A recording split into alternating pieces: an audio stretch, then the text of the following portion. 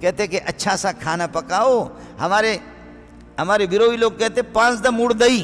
کل کی جو رات آ رہی ہے نا، اس کو بیروئی لوگ کہتے ہیں، بلوچ لوگ کہتے ہیں 5 دا مردئی، یعنی مردوں کی 15ویں رات، اور مردے آتے ہیں کھانے کے لیے، اور سب سے بڑا مردہ مسجد کا امام صاحب. یہ دیکھیے میرے ہاتھ میں حضرت سیدنا امام جلال الدین سیوطی رضی اللہ تعالیٰ عنہ کی کتاب درر الاحسان صفحہ نمبر 266. اس میں حضرت سیدنا امام جلال الدین سیوطی رضی اللہ تعالیٰ عنہ نے صحیح سند کے ساتھ اس حدیث مبارکہ کو ذکر فرمایا حضرت سیدنا عبداللہ بن عباس رضی اللہ تعالیٰ عنہ اس حدیث مبارکہ کی راوی ہے.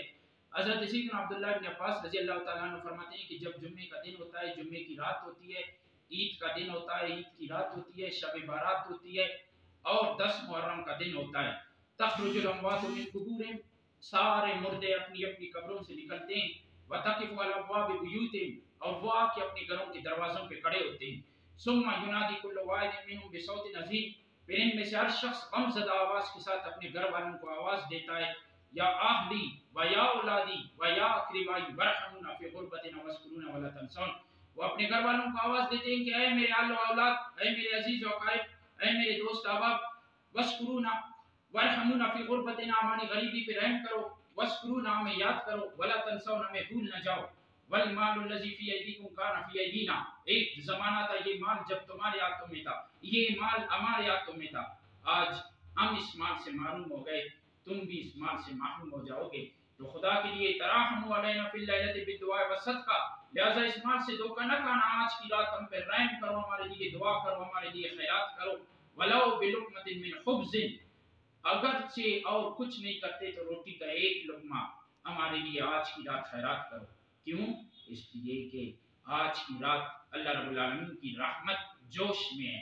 تمہاری نظر میں وہ ایک لقمہ ہے، لیکن جس بارگاہ میں وہ لقمہ پہنچ رہا ہے تو وہ بارگاہ بہت بڑی بارگاہ ہے، وہاں لقمہ بھی جا کر ایک مکمل روٹی بن جاتی ہے.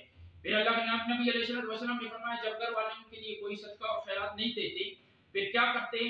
فَيَرْجِعُونَ بَاكِيًا حَزِينًا، لہذا وہ مردے روتے ہوئے غم زدہ رو رو کے واپس قبرستان کی طرف لوٹتے ہیں. پھر اپنے ہاتھ اٹھا کر اپنے گھر والوں کو بددعا دیتے ہیں، اللہم قنِّتْ مِنَ الرَّحْمَةِ كَمَا قَنَّتُونَ مِنَ الدُّعَاءِ وَالصَّدْقَةِ، اے پروردگار انہیں تباہ و برباد کر، انہیں اپنی رحمت سے معروم کر کے انہوں نے ہمیں دعا سے محروم کیا، انہوں نے ہمیں خیرات سے محروم کیا. تو میرے بھائیو، یہ حدیث مبارکہ موجود، صحیح سند کے ساتھ یہ حدیث مبارکہ موجود.